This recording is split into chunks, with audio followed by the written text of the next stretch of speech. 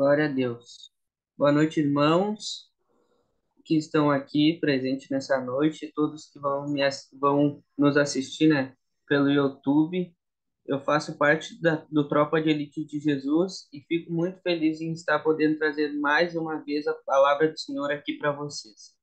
Em nome de Jesus, de estar podendo trazer os ensinamentos do Senhor para as nossas vidas. E a palavra que eu vou estar trazendo aqui hoje é as três fases da tentação. Uma palavra que eu já trouxe nos homens e nos jovens.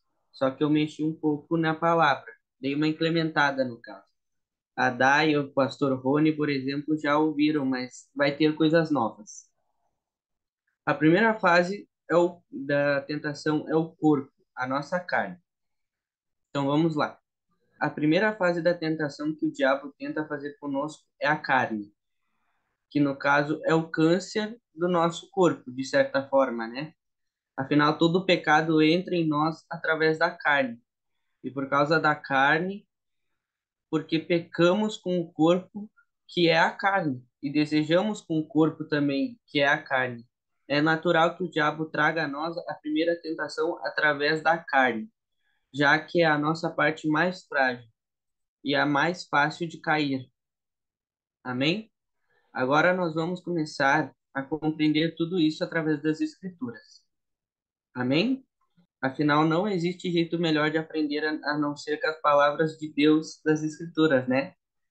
Ó, hoje vocês podem abrir em Mateus 4. A minha ministração toda vai ser em base nesse livro. Amém? Então vamos lá. Se alguém puder ler para mim só Mateus 4, versículo 1. Eu posso ler. Mateus 4, versículo 1. Então o Espírito levou Yeshua ao deserto para ser tentado pelo adversário. Amém. Irmãos, logo no primeiro versículo de Mateus já diz que Jesus foi dirigido pelo Espírito Santo para o deserto, para ser tentado pelo diabo. Irmãos, primeiro nós temos que entender uma coisa, que o deserto para o Senhor é um lugar de aprovação. Por que é um lugar de aprovação? Porque é onde os demônios habitam, de certa forma. Nas Escrituras nós percebemos claramente que os montes é onde o Senhor habita. Os montes são o lugar onde o Senhor habita. E o oposto dos montes é o deserto. Jacó passou pelo deserto. Moisés, antes de tirar o povo do Egito, passou 40 anos no deserto. O povo de Israel, antes de entrar na Terra Prometida, passou 40 anos no deserto também.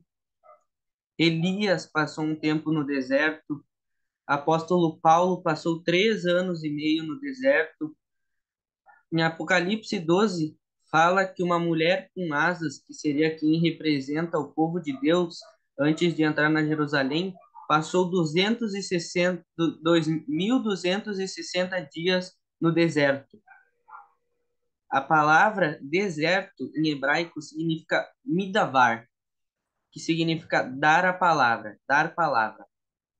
Então o Senhor usa o deserto para dar a palavra, para dar a sua aprovação. Então, irmãos, o deserto é um lugar de aprovação para o Senhor, um lugar que o Senhor usa. Amém? Por isso, o Deus mandou Jesus para lá também, para receber a sua aprovação do Pai. Agora que nós já entendemos o que é o deserto para o Senhor e para que ele usa, vamos voltar para o Espírito Santo, tá? O próprio Espírito Santo levou Jesus a ser tentado por Satanás e enfrentá-lo e receber a aprovação de Deus. Primeiro que aqui nós já percebemos, entendemos que muitas vezes o Espírito Santo de Deus vai nos levar não só a lugares que nos parece ruim, lugar para recebermos a aprovação de Deus, mas em situações também, para que nós entendemos que por mais que pareça ruim aos nossos olhos, é a vontade do Senhor.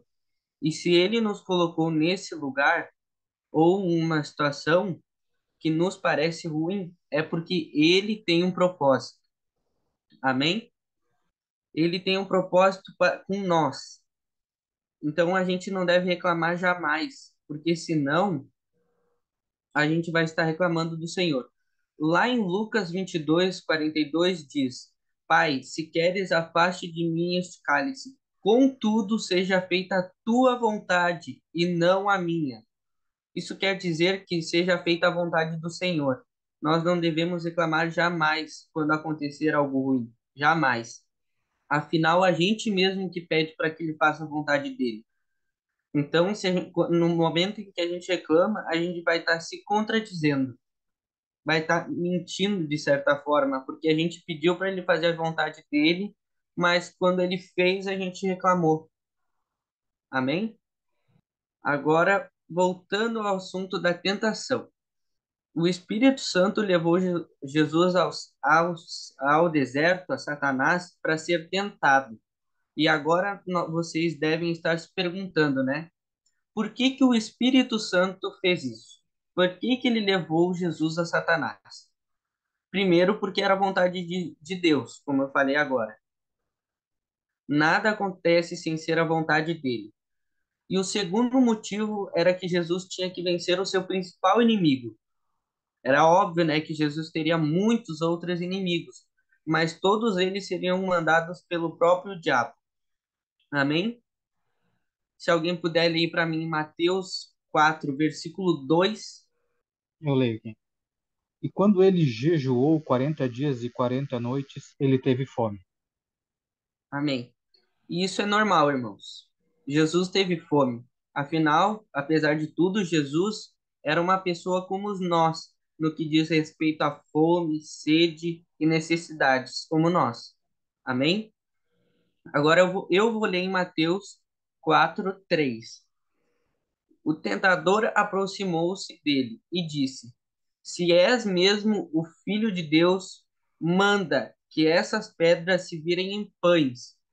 E Jesus respondeu: Está escrito: Nem só de pão viverá o homem, mas de toda a palavra que procede da boca de Deus. Amém? Irmãos, aqui foi a primeira tentação. A primeira tentação é no âmbito da carne, nas nossas necessidades físicas. Ali, como está escrito, Jesus foi tentado depois de um jejum. Ele estava 40 dias sem comer. É óbvio que ele estava morrendo de fome. Imagina a fome que ele está. A gente não consegue passar um dia sem comer. Imagina 40 dias. A Bíblia diz que o diabo deu uma ordem a Jesus: transforme essas pedras em pães.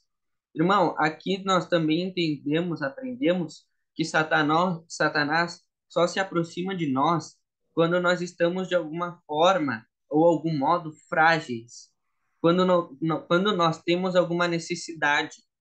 Ele tentou Jesus no final do jejum e não no início, pois ele sabia que Jesus ia estar fragilizado no final, ia estar mais fraco no final do jejum, e não no início. Aí nós paramos e pensamos: ah, então é errado comer e matar a fome? Não, irmãos, muito pelo contrário. Jesus, depois que jejuou, ele comeu. Inclusive os anjos o serviram. Mas a tentação veio ali naquele momento. Primeiro, porque Satanás queria interferir no tempo de Deus na vida de Jesus. Foi Deus que deu a ordem de Jesus que jejuasse esses 40 dias e esses 40 noites. Amém? Era a vontade do Senhor que ele jejuasse. E por mais difícil que fosse, Jesus jejuou e assim foi feita a vontade do Senhor. Mas Satanás chegou no final do jejum. Para quê? Para atrapalhar. Amém? Quando ele ainda não tinha entregue o jejum. Naquele momento, Jesus ainda não tinha entregue. Satanás queria que Jesus antecipasse o jejum dele, comesse algo sem ter entregado o jejum e pecasse com Deus. Satanás queria que Jesus antecipasse o jejum de uma forma que ele sabia que Jesus conseguia. Afinal, Jesus, em seu primeiro milagre, transformou a água em vinho. O que era uma pedrinha para ele transformar uma pedrinha em pão? Jesus tinha o poder da fé para isso, através do Espírito Santo. Amém? E Satanás sabia disso. Por isso que Satanás tentou ele de uma forma que ele poderia comer. Amém? No entanto, Satanás queria conduzir a vida de Cristo. E é assim que ele faz com nós. Muitas vezes, Satanás vai apresentar coisas que nos parecem até que são lícitas, como isso que ele fez com Jesus. Comer. Quem diz que comer é errado? Mas ele quer que nós façamos sem ser pela direção de Deus. Ele quer que nós façamos no nosso tempo e não no tempo de Deus. Satanás quer que sejamos estejamos no controle de tudo em nossas vidas e não Deus. Ele quer que nós nos mandemos. Amém? Mas Jesus responde: não só de pão viverá o homem, mas de toda palavra que procede da boca de Deus. Aqui Jesus estava basicamente, né, dizendo a Satanás: não é você que vai ditar a minha vida, e sim Deus. Esse sim pode dizer o que eu devo e o que eu não devo fazer. Amém, irmãos? Então, irmãos, isso nós devemos fazer com tudo conforme a vontade de Deus. Tudo, tudo, tudo. Amém? A tentação de Eva é outro exemplo, porque Satanás conseguiu que Eva caísse em tentação e comesse a fruta. Por quê? Porque Deus disse para que não comesse a árvore do conhecimento do bem e do mal. Aí perguntam, mas o que isso tem a ver com tentação? Primeiro que isso acontece com nós porque a carne é pecaminosa. Amém? E faz com que nós tenhamos vontade de fazer tudo contrário à vontade do Senhor. A carne nos faz ter essa vontade. Mas ali naquela situação era diferente, porque Eva ainda não tinha comido a fruta e ainda não tinha pecado no corpo. Ela era pura. Ela não tinha comido fruta e era inocente, pode-se dizer, entenderam? Aí pergunta, Cauã, então onde está a tentação nessa história? Em Gênesis fala que uma serpente, que era o diabo, né, falou para Eva comer o fruto. E por que tentou? Porque o fruto da árvore era bom para se comer. Aos olhos de Eva, o fruto era bom. Aí veio a serpente atiçando a vontade dela, a fome dela para comer. E foi assim que ela caiu em tentação. E o resto vocês já sabem, né? Só tragédia atrás de tragédia. Irmãos, a partir disso nós entendemos que Satanás sempre vai apresentar algo agradável à carne. Pode ser em tentação em diversas coisas, como, por exemplo, a comida, no serviço, mexer no celular. É assim que Satanás nos tenta em todas as áreas na nossa vida. E muitas vezes a gente nem percebe. A gente já está tão acostumado com tudo isso que a gente nem percebe quando é tentação do diabo ou não. Amém? É assim que Satanás domina o nosso corpo. E se Satanás dominar o nosso corpo, é a porta de entrada para a nossa alma e nosso espírito. Amém? Nisso tudo, nós vemos claramente que Jesus diz a Satanás: quem decide a minha vida é Deus, e não vocês. Irmãos, no jardim havia duas árvores: a do conhecimento do bem e do mal e a árvore da vida. E até o homem escolher a árvore do conhecimento do bem e do mal, ele tinha acesso à árvore da vida. Ele era eterno. Amém? Depois que ele comeu esse fruto, ele perdeu esse acesso à árvore da vida. Porque a partir daquele momento que ele comeu o fruto do conhecimento do bem e do mal, ele estava dizendo a Deus, ele estava dizendo a Deus: eu quero andar pela minha própria consciência. Sou eu quem decide o que é certo e errado, o que é bom, o que é ruim. No momento que o homem comeu a fruta, ele estava dizendo isso a Deus. Amém? Mas, irmãos, vocês já imaginaram que nem tudo que é bom para nós? Eu vou dar um exemplo aqui, tá? O mesmo exemplo que eu dei na outra reunião. Se casar é bom, é bom. Está escrito nas escrituras isso. Mas às vezes nós pensamos na pessoa com quem nós desejamos casar e pensamos em algumas coisas, como ela é cristã? É. Ela é de uma boa família? É. Ela é uma pessoa decente? É. Entre outras coisas. Aí nós pensamos, irmãos, então ela é a mulher de Deus para mim, mas ela pode não ser, pode ser que ela não seja, irmãos. Pode ser que a pessoa seja tudo isso e não seja a mulher de Deus para mim. E como que nós garantimos que não vamos cair nessa tentação? A gente vai conversar com Deus. A gente vai ouvir a voz dele. Amém? Nós temos que ter mais intimidade com o Senhor. E como que a gente vai ter essa intimidade? Lendo as Escrituras. Amém? É que nem Jesus comer o pão depois de jejuar. Parece lícito. Parece que não ia fazer mal algum se ele comesse o pão. Era só um pão, mas mesmo assim, Jesus não comeu porque ele sabia que era errado. Amém? Mas, mas sim, irmãos, faz mal, porque não é a vontade do Senhor. Amém? Jesus disse em 1 Coríntios 6,12: tudo me é lícito, mas nem tudo me convém. Então, irmãos, ali Jesus enfrentou a primeira tentação, uma tentação que visava levar Jesus à queda, por conta do seu momento de fragilidade carnal. Ali naquele momento era o pão ou a palavra. Em outros momentos pode ser o celular ou a palavra, o dinheiro ou a palavra. Amém? Sair por aí, dar uma banda ou ficar lendo as escrituras.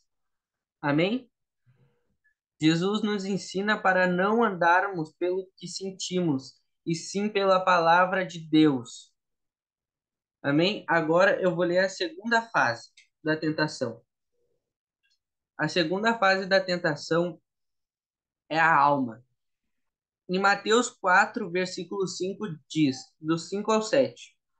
Então o diabo o levou à cidade santa, colocou-o na parte mais alta do templo e lhe disse: se és o filho de Deus, joga-te daqui para baixo, pois está escrito: ele dará ordem a seus anjos a seu respeito, e com as mãos eles o segurarão, para que você não tropece em alguma pedra. Mas Jesus lhe respondeu: também está escrito: não ponha à prova o Senhor, o seu Deus. Irmãos, a alma fala dos nossos sentimentos, nossas emoções, nossos medos, nossas vontades. Satanás levou Jesus até o pináculo do templo. O pináculo do templo ficava na esquina do monte que segurava o templo, lá no Monte Moriá. Lá de cima, Jesus olhava e via o vale do Cedron. Essa distância de altura, irmãos, era de mais ou menos uns 150 metros de altura. Irmãos, era muito alto. Irmãos, aprendam que Satanás sempre vem de uma maneira sutil. Ele fala para Jesus: se tu és o filho do Senhor, de uma forma que levasse Jesus à tentação, a provar a Satanás que ele é mesmo o filho de Deus.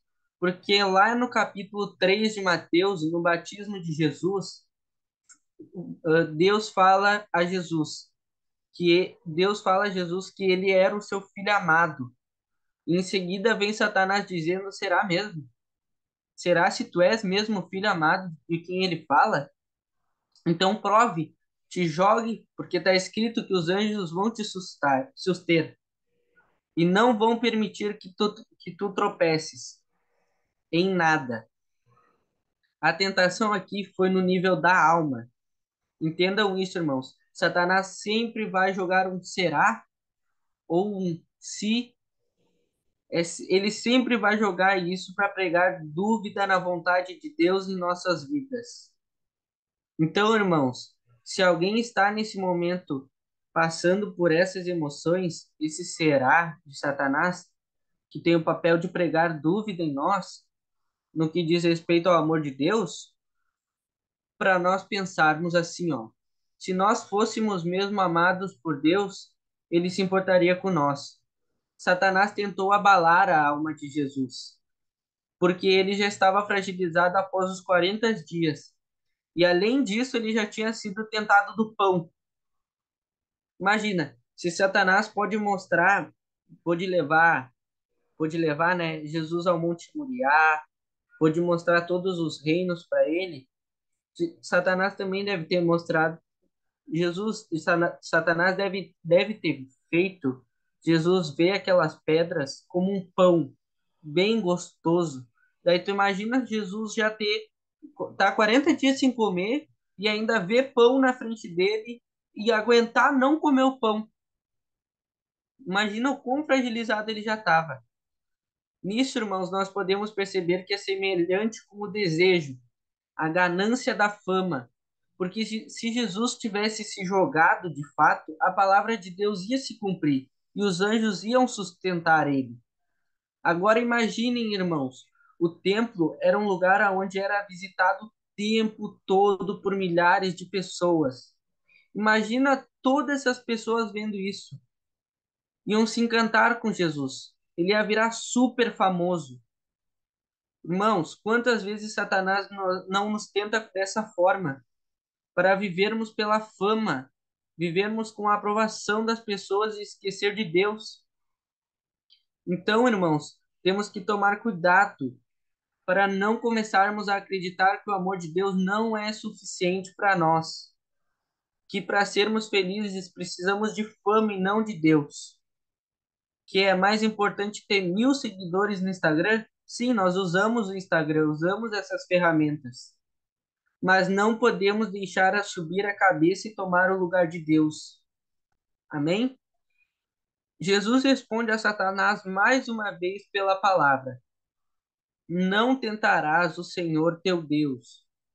Aqui Jesus está dizendo a Satanás, entre aspas, eu não vou fazer isso. Não vou colocar em xeque a vontade do Senhor.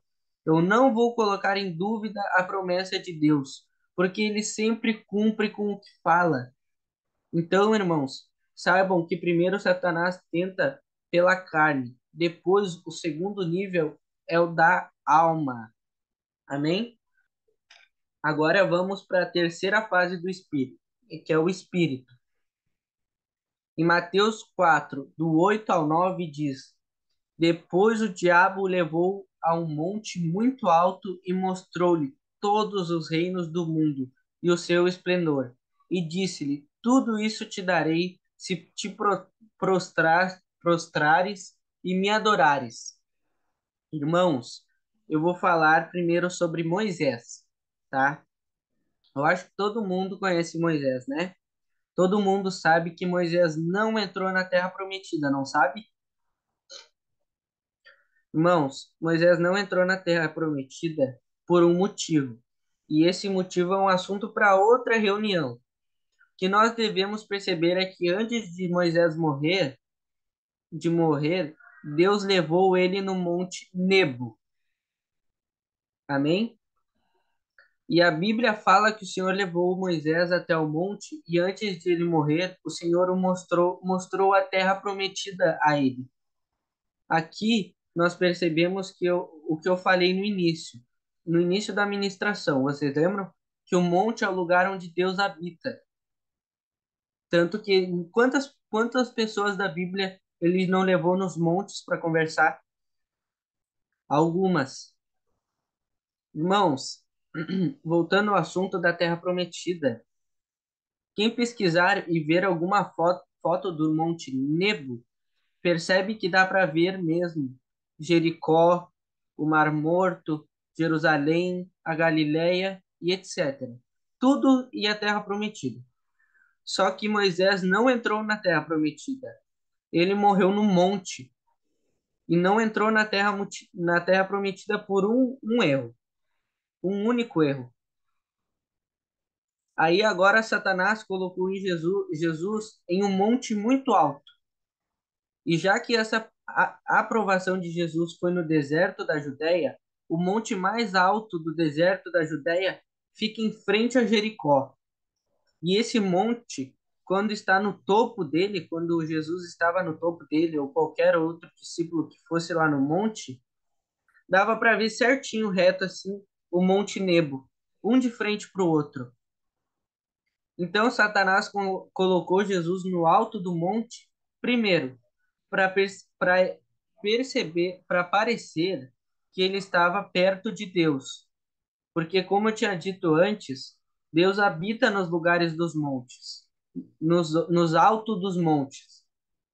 Irmãos, não que Deus não tivesse perto de Jesus, mas Deus não iria interferir naquele momento, porque era uma lição que Jesus estava tendo com Satanás. Amém? A segunda coisa, o diabo colocou Jesus na mesma situação de Moisés. Moisés subiu ao monte e Deus mostrou a ele a terra prometida. Jesus subiu no monte com Satanás e Satanás mostrou a terra prometida e todos os outros reinos da terra. Por quê? Ele mostrou espiritualmente, né? Tudo que ele estava dizendo para Jesus era: eu sou mais legal que Deus. Deus mostrou para Moisés que a terra prometida, mas não colocou ele lá dentro. Eu estou te mostrando todos os reinos, mas eu posso te dar. Aí vem a tentação. Nessa situação, Satanás mostrou a sua verdadeira intenção. O desejo dele não era que Jesus comesse o pão, nem que pulasse lá do Monte Moriá, do pináculo, né? E sim, a tentação de Satanás era ser adorado. Irmãos, Satanás, antes de cair, ele era um querubim belo, o mais belo de todos. Ele era o querubim que recebia toda a adoração e levava a Deus. Ele era o líder da adoração. Ele era tão belo porque ficava do lado do trono de Deus e recebia a adoração dos outros querubins, mas para ele aquilo não era o suficiente. Ele queria a glória de Deus para ele mesmo. Nesse momento ele caiu. E mais uma vez ele está dizendo a Jesus: se você é o filho de Deus, está vendo todos esses reinos aqui, porque eu acredito que, diferente de Moisés com o Senhor, né, Satanás mostrou a terra prometida e todos os outros reinos da terra espiritualmente para ele, como o reino da Roma, do Egito, da Babilônia, da Grécia e a terra prometida. E outros reinos eu também eu acredito que ele tenha mostrado. E ele disse a Jesus: se você me adorar, se ajoelhar e me adorar, eu te dou a adoração de todos esses reinos. Ele queria tomar o lugar de Deus na vida de Jesus, assim como ele faz com nós. Ele estava querendo dizer para Jesus se tornar o que ele foi. Então, Satanás revela o que está em seu coração. Ele quer de volta o que ele tinha, que é a adoração. Isso é uma tentação no nível espiritual, irmãos. Então, o que eu quero dizer a vocês é que se vocês estão vivendo em um momento de prosperidade, de alegria, de vitória, tomem cuidado. Nessas horas, a gente pode começar a ser soberbo. Toda a glória que tem que ir para Deus, irmãos, toda a glória que tem que ir para Deus, a gente acaba não dando a Ele, por começar a ficar soberbo.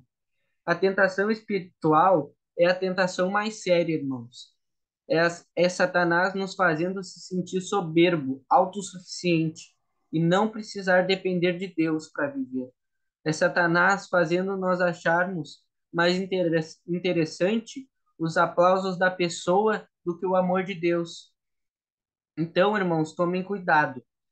Então, em Mateus 4, do 10 ao 11, diz: Jesus lhe disse: retire-te, Satanás, pois está escrito: adore o Senhor teu Deus e só a ele preste culto. Então o diabo o deixou e os anjos vieram e o serviram. Jesus lhe ordenou: retira-te, Satanás. Irmãos, a adoração é o último nível de honra e só Deus pode receber. Amém? Essas são as três áreas da tentação de uma pessoa: o espírito, o corpo, que é a carne, a alma e, por último, o espírito. Amém, irmãos? Essa foi a minha palavra.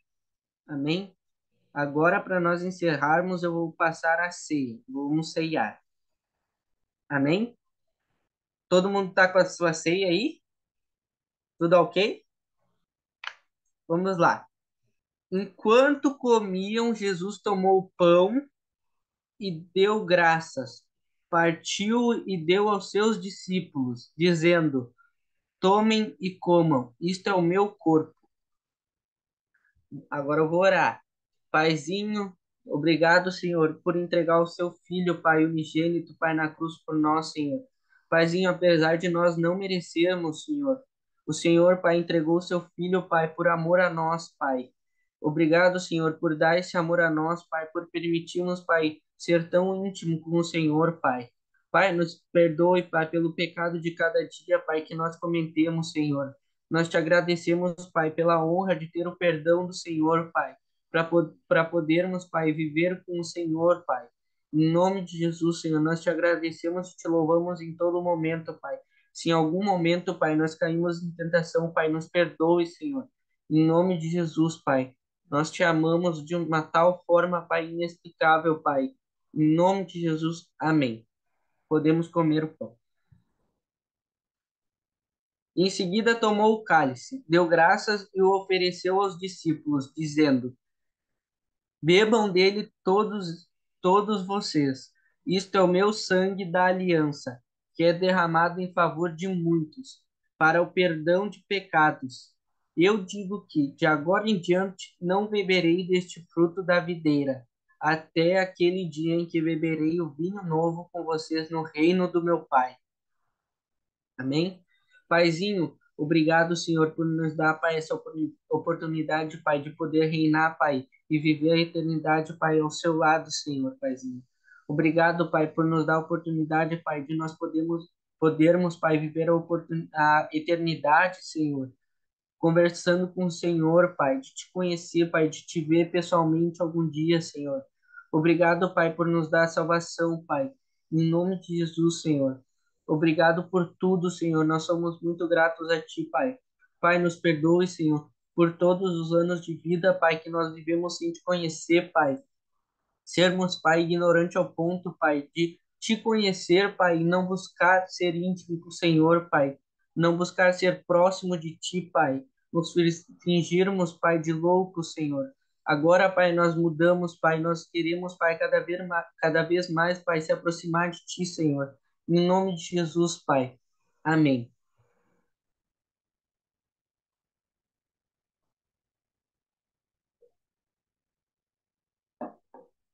Glória a Deus. Essa foi a minha palavra.